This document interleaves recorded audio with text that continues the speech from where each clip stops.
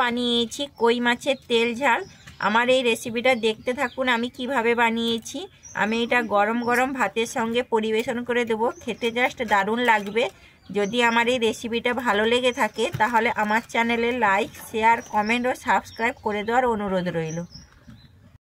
নমস্কার বন্ধুরা, কুকিং অর্পিতাতে আপনাদের সবাইকে স্বাগত জানাই।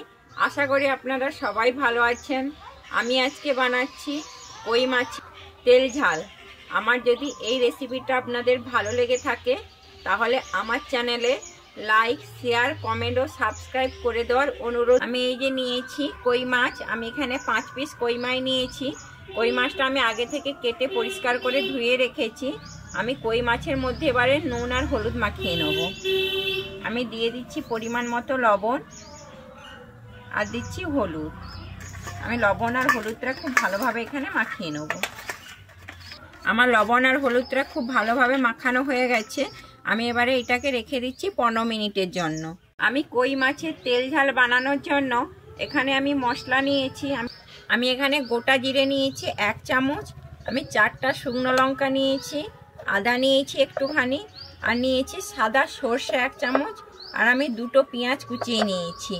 আমি সাদা সর্ষে আর জিরে আর শুকনো লঙ্কা আর আদাটাকে আমি একসঙ্গে বাটবো, আর আমি পেঁয়াজটাকে কিন্তু আলাদাভাবে বেটে নেব। আমি উনুনে কড়া বসিয়ে দিয়েছি। আমি কড়াইতে সর্ষে তেল দিয়েছি। আমি কই মাছটা কিন্তু সর্ষে তেলেই ভাজবো। আমি প্রথমে মাছগুলোকে ভেজে নেব।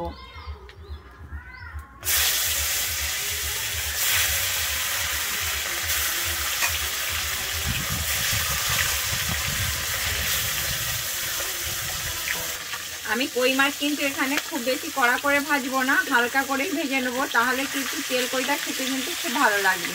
আমি কই মাছটা তাই উল্টে নিচ্ছি। আমি কিন্তু সমস্ত কই মাছগুলোকে উল্টে নিয়েছি। আমি আরেকটু ভেজে নেব। আমার সমস্ত কই মাছগুলো কিন্তু ভাজা হয়ে গেছে। আমি কই মাছটাও তুলে নিচ্ছি।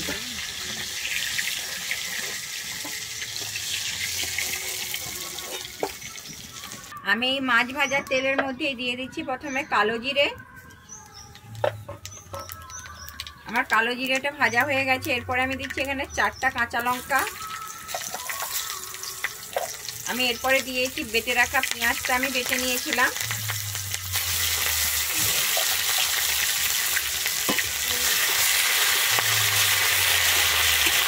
আমি পেঁয়াজটা দিয়ে কিন্তু একটুখানি ভেজে নেব।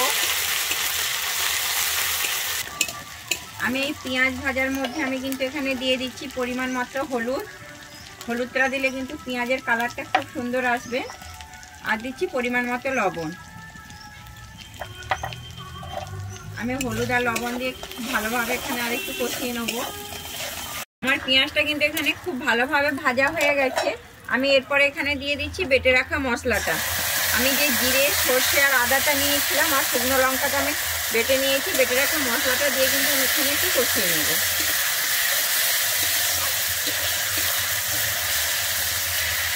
আমার মশলাটা কিন্তু এখানে খুব সুন্দর কষানো হয়ে গেছে। দেখুন আমার মশলা থেকে এরকম তেল ছাড়তে শুরু করেছে। এরপরে আমি এখানে দিয়ে দিচ্ছি ধনে গুঁড়ো। আমি ধনে গুঁড়োটা দিয়ে আবারও কিন্তু একটু মিশিয়ে নিচ্ছি। আমি এরপরে দিয়ে দিচ্ছি টমেটো। আমি এখানে 2টো টমেটো কুচিয়ে নিয়েছি, টমেটোটা দিয়ে দিচ্ছি। টমেটোটা দিয়ে কিন্তু আমি আবার একটু ভালোভাবে এখানে কষিয়ে নেব।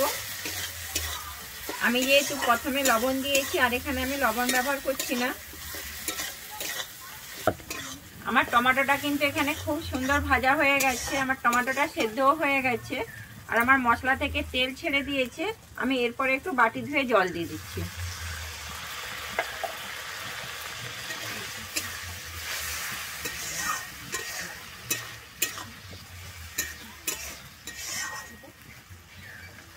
জলটা দিয়েছিলাম, আমার জলটা কিন্তু শুকিয়ে গেছে। আমার মশলাটা কিন্তু এখানে খুব সুন্দর কষানো হয়েছে।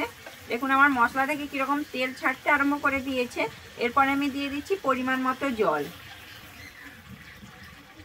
জলটা অবশ্যই আপনার জলটা দিয়ে কিন্তু আমি এখানে ঢেকে দিচ্ছি 2 মিনিটের জন্য। যতক্ষণ না আমার জলটা ফুটে ওঠে ততক্ষণ কিন্তু আমি ঢাকনাটা খুলবো না। আমার 2 মিনিট হয়ে গেছে। আমি ঢাকনাটা খুলে দেখছি আমার জলটা কিন্তু এখানে খুব ভালোভাবে ফুটে উঠেছে। আমি এরপরে এখানে দিয়ে দিচ্ছি ভেজে রাখা মাছগুলো। ভেজে রাখা মাছটা দিয়ে কিন্তু একটু ভালোভাবে মিশিয়ে নিচ্ছি। আমি এরপরে উপর থেকে দিয়ে দেবো ধনেপাতা কুচি।